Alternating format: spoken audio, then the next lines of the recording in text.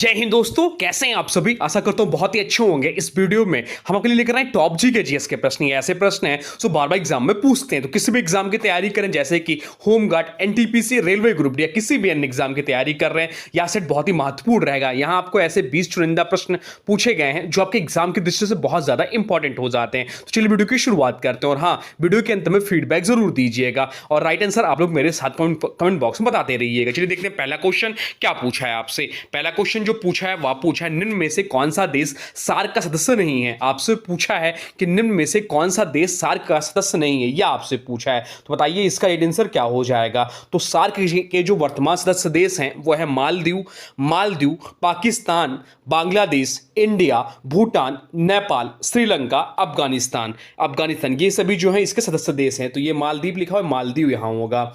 तो मालदीव भी है, अफगानिस्तान भी है और नेपाल भी हम लोग ने देखा, परंतु जो म्यांमार है या नहीं है। तो ऑप्शन सी इस प्रश्न का राइट आंसर हो जाएगा, जो कि सार्क का सदस्य देश नहीं है। बाकी बात हो रही है सार्क की, तो सार्क का फुल फॉर्म ध्यान रखिए, एग्जाम में पूछता है। तो सार्क का फुल फॉर्म जो होता है वो होता है south Asian association for regional corporation. Hindi में कहें तो क्षेत्रीय सहयोग दक्षिणी एशियाई संघ। इसकी स्थापना कब हुई थी? इसकी स्थापना जो हुई थी वह हुई थी 8 दिसंबर 1985 को इसकी स्थापना हुई थी। हेडक्वार्टर कहाँ है? तो हेडक्वार्टर जो है काठमांडू नेपाल में है। काठमांडू नेपाल में इसका हेडक्वार्टर है। उद्देश्य क्या है इसको गठन करने का? तो दक्षिण एशिया में आपसी सहयोग में शांति और प्रगति हासिल करना। अब चलते हैं अगले प्रश्न को देखते हैं। अगला प्रश्न क्या पूछा है आपसे। अगला प्रश्न जो पूछा है वह पूछा है, मद्रास में होम रूल लीग की स्थापना से मुख्य रूप से कौन जुड़ा था। आपसे पूछा है कि मद्रास में होम रूल लीग की स्थापना से मुख्य रूप से कौन जुड़ा था। बताइए राइट आंसर क्या हो जाएगा। तो राइट आंसर जो हो जाएगा वो हो जाएगा ऑप्शन बी, एनी बेसेंट इस प्रश्न का राइट आंसर हो जाएगा। ऑप्शन बी इस प्रश्न का राइट आंसर हो जाएगा। एनी बेसेंट ने सितंबर 1916 में मद्रास में अपनी लीग की शुरुआत की। बाल गंगाधर तिलक भी, यह भी नाम इंपॉर्टेंट है, बाल गंगाधर तिलक ने अप्रैल 1916 में बेलगाम पुणे में अपनी होम रूल लीग स्थापित की थी। एनी बेसेंट की लीग का प्रभाव अखिल भारतीय स्तर पर अधिक था। एनी बेसेंट भारतीय राष्ट्रीय कांग्रेस की पहला महिला अध्यक्ष बनी थी। कॉमनवेल्थ और न्यू इंडिया, यह भी दो जो है प्रसिद्ध समाचार पत्र हैं। एनी बेसेंट द्वारा प्रकाशित ये प्रसिद्ध समाचार पत्र हैं, कॉमनवेल्थ और न्यू इंडिया। यह भी एग्जाम में पूछा गया प्रश्न है। अब चलते हैं अगले प्रश्न को देखते हैं। अगला प्रश्न क्या पूछा है आपसे। अगला प्रश्न जो पूछा है वह पूछा है, भारतीय संविधान का कौन सा अनुच्छेद राष्ट्रीय आपातकाल के दौरान मौलिक अधिकारों को स्वतः निलंबित कर देता है। आपसे पूछा है कि भारतीय संविधान का कौन सा अनुच्छेद राष्ट्रीय आपातकाल के दौरान मौलिक अधिकारों को स्वतः निलंबित कर देता है। बताइए राइट आंसर क्या हो जाएगा। राइट आंसर जो हो जाएगा वो हो जाएगा ऑप्शन डी, अनुच्छेद 358 इस प्रश्न का राइट आंसर हो जाएगा। अनुच्छेद 358 के तहत आपातकाल लगने पर अनुच्छेद 19 जो कि स्वतंत्रता का अधिकार है स्वतः निलंबित हो जाती है। अनुच्छेद 20 और 21 अपवाद है। अनुच्छेद 20 और 21 कभी भी निलंबित नहीं कर सकता। अनुच्छेद 359 राष्ट्रपति को अन्य मौलिक अधिकारों के परिवर्तन को निलंबित करने की शक्ति देता है। राष्ट्रीय आपातकाल की घोषणा अनुच्छेद 352 के तहत की जाती है। अब चलते हैं अगले प्रश्न को देखते हैं। अगला प्रश्न क्या पूछा है आपसे। अगला प्रश्न जो पूछा है वह पूछा है, भारतीय संसद की प्राक्कलन समिति के सदस्यों का चुनाव कौन करता है। आपसे पूछा कि भारतीय संसद की प्राक्कलन समिति के सदस्यों का चुनाव कौन करता है। बताइए इसका राइट आंसर क्या हो जाएगा। राइट आंसर कमेंट बॉक्स में लिख दीजिए, इंपॉर्टेंट प्रश्न है, बताइए या पूछा गया प्रश्न है। तो राइट आंसर जो हो जाएगा वो हो जाएगा ऑप्शन सी। ऑप्शन सी इस प्रश्न का राइट आंसर हो जाएगा। प्राक्कलन समिति में कुल 30 सदस्य होते हैं और सभी लोकसभा से ही होते हैं। इसके अध्यक्ष की नियुक्ति लोकसभा अध्यक्ष द्वारा की जाती है। इसे सतत किफायती समिति भी कहा जाता है। कोई भी मंत्री इस समिति का सदस्य नहीं बन सकता। यह भी इंपॉर्टेंट पॉइंट है कि कोई भी मंत्री इस समिति का सदस्य नहीं बन सकता। लोक लेखा समिति की बात करें तो लोक लेखा समिति पीएससी में 22 सदस्य होते हैं, 15 लोकसभा के और 7 राज्यसभा के। अब चलते हैं अगले प्रश्न को देखते हैं। अगला प्रश्न क्या पूछा है आपसे। अगला प्रश्न जो पूछा है वह पूछा है, निम्नलिखित में से कौन सा एक घास का मैदान नहीं बल्कि एक वेटलैंड यानी कि आर्द्र भूमि है।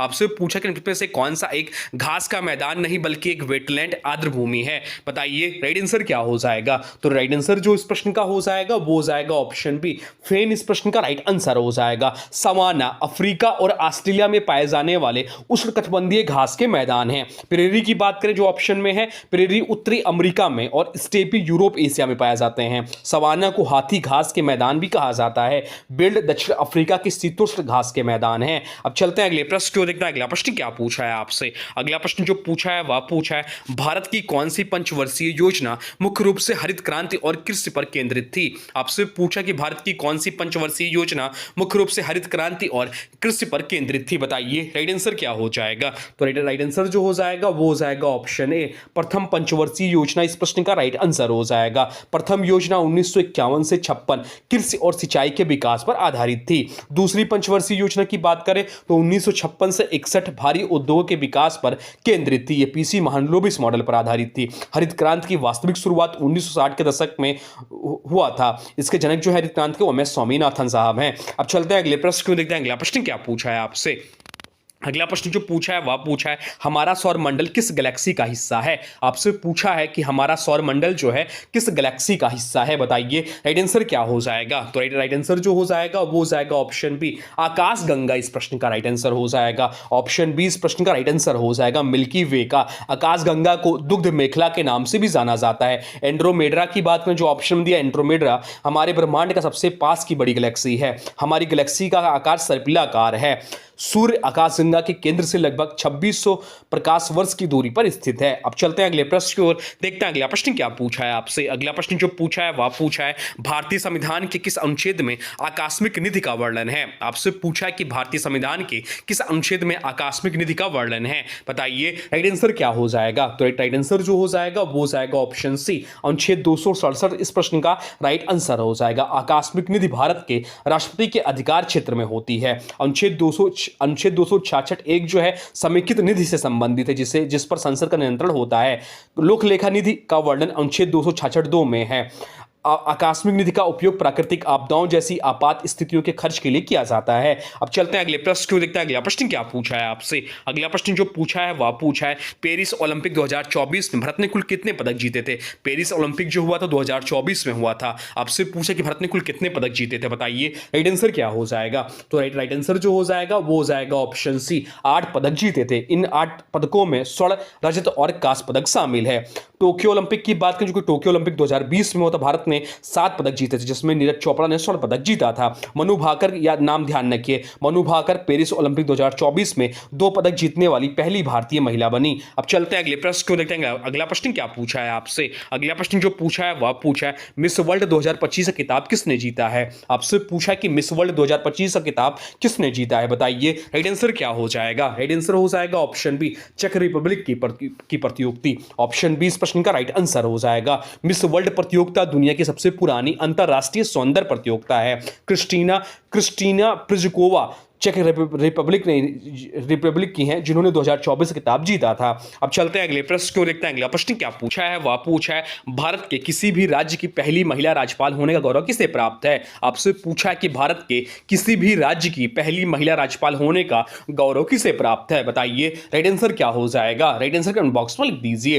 तो राइट आंसर जो हो जाएगा वो हो जाएगा ऑप्शन सी, सरोजिनी नायडू इस प्रश्न का राइट आंसर हो जाएगा। सरोजिनी नायडू उत्तर प्रदेश की पहली महिला राज्यपाल बनी थी। उन्हें नाइटिंगेल ऑफ इंडिया यानी कि भारत कोकिला के नाम से भी जाना जाता है। वह 1925 में कांग्रेस के कानपुर अधिवेशन की अध्यक्ष बनी थी। प्रथम महिला अध्यक्ष। सुचिता कृपलानी भारत की पहली महिला मुख्यमंत्री थी। अब चलते हैं अगले प्रश्न को देखते हैं। अगला प्रश्न क्या पूछा है आपसे।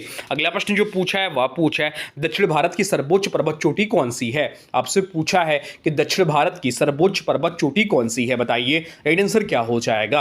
राइट आंसर कमेंट बॉक्स में लिख दीजिए। तो राइट आंसर जो हो जाएगा वो हो जाएगा ऑप्शन सी, अनामुड्डी इस प्रश्न का राइट आंसर हो जाएगा। ऑप्शन सी इस प्रश्न का राइट आंसर हो जाएगा। अनामुड्डी चोटी केरल के इडुक्की जिले में स्थित है। इसकी ऊंचाई 2695 मीटर है। यह पश्चिमी घाट सह्याद्री पर्वतमाला का हिस्सा है। दोदाबेटा नीलगिरी पर्वत की सबसे ऊंची चोटी है। महेंद्रगिरी पूर्वी घाट की एक महत्वपूर्ण चोटी है। अब चलते हैं अगले प्रश्न को देखते हैं। अगला प्रश्न क्या पूछा है आपसे। अगला प्रश्न जो पूछा है वह पूछा है राष्ट्रपिता महात्मा गांधी ने भारत छोड़ो आंदोलन किस वर्ष शुरू किया था। आपसे पूछा है कि राष्ट्रपिता महात्मा गांधी ने भारत छोड़ो आंदोलन किस वर्ष शुरू किया था। बताइए इसका राइट आंसर क्या हो जाएगा।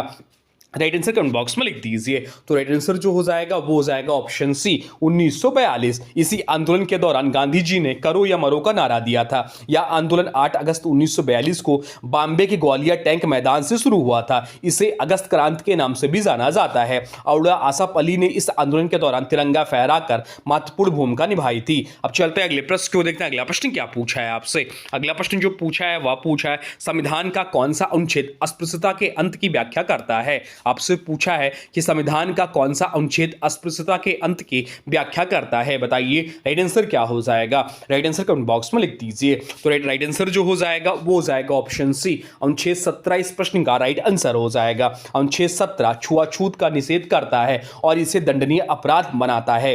अनुच्छेद 14 कानून के समक्ष समानता की गारंटी देता है। अनुच्छेद 18 सैन्य और शैक्षणिक विशिष्टता का छोड़कर अन्य उपाधियों का अंत करता है। अनुच्छेद 15 धर्म जात लिंग आदि के आधार पर भेदभाव को रोकता है।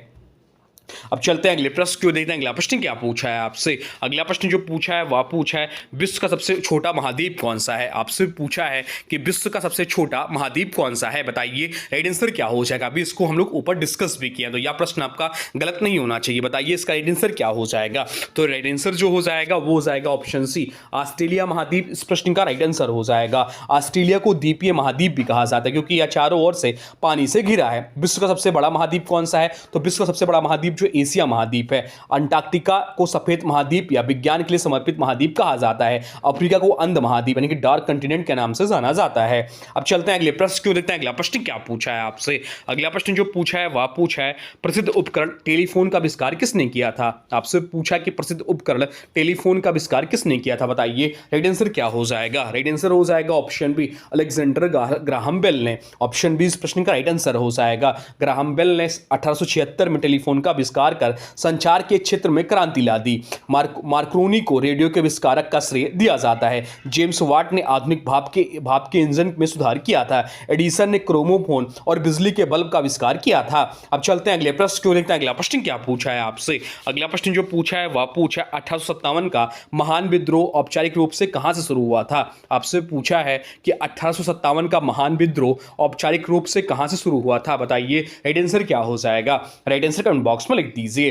तो राइट आंसर जो हो जाएगा वो हो जाएगा ऑप्शन सी मेरठ इस प्रश्न का राइट आंसर हो जाएगा। इस विद्रोह को भारत का प्रथम स्वतंत्रता संग्राम कहा जाता है। विद्रोह की शुरुआत 10 मई 1857 को मेरठ छावनी से सैनिकों द्वारा हुई थी। मंगल पांडे ने बैरकपुर बंगाल में चर्बी वाले कारतूसों के विरोध में पहली गोली चलाई थी। उस समय भारत के मुगल सम्राट बहादुर शाह जफर द्वितीय थे। अब चलते हैं अगले प्रश्न क्यों देखते हैं। अगला प्रश्न क्या पूछा है आपसे। अगला प्रश्न जो पूछा है वह पूछा है मानव शरीर में लाल रक्त कोशिकाओं का प्राथमिक कार्य क्या है।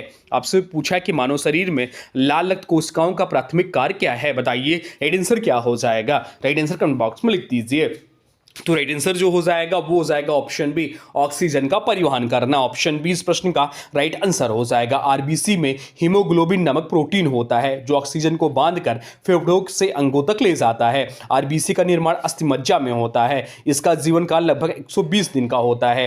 प्लीहा को आरबीसी का कब्रिस्तान कहा जाता है। श्वेत रक्त कोशिकाएं शरीर की रक्षा प्रणाली यानी कि इम्यूनिटी का हिस्सा होती हैं। अब चलते हैं अगले प्रश्न क्यों देखते हैं। अगला प्रश्न क्या पूछा है आपसे। अगला प्रश्न जो पूछा है वह पूछा है घरों में इस्तेमाल होने वाले साधारण विद्युत बल्बों के भीतर कौन सी गैस भरी जाती है। आपसे पूछा कि घरों में इस्तेमाल होने वाले साधारण विद्युत बल्बों के भीतर कौन सी गैस भरी जाती है। बताइए राइट आंसर क्या हो जाएगा। राइट आंसर जो हो जाएगा वो हो जाएगा ऑप्शन सी आर्गन इस प्रश्न का राइट आंसर हो जाएगा। बल्ब के फिलामेंट यानी कि बल्ब के फिलामेंट टंगस्टन को ऑक्सीकरण से बचाने के लिए निष्क्रिय गैस भरी जाती है। बल्ब का आविष्कार थॉमस अल्वा एडिसन ने किया था। टंगस्टन का गलनांक जो है बहुत उच्च लगभग 3400 डिग्री सेल्सियस होता है। गोताखोर सांस लेने के लिए ऑक्सीजन के साथ हीलियम गैस का मिश्रण ले जाते हैं। अब चलते हैं अगले प्रश्न क्यों जो कि आज का अंतिम प्रश्न है। आपसे पूछा है वह पूछा एक स्वस्थ मानव के रक्त का पीएच मान कितना होता है। आपसे पूछा है कि एक स्वस्थ मानव के रक्त का पीएच मान कितना होता है। बताइए राइट आंसर क्या हो जाएगा। राइट आंसर हो जाएगा ऑप्शन सी 7.4 होता है। ऑप्शन सी इस प्रश्न का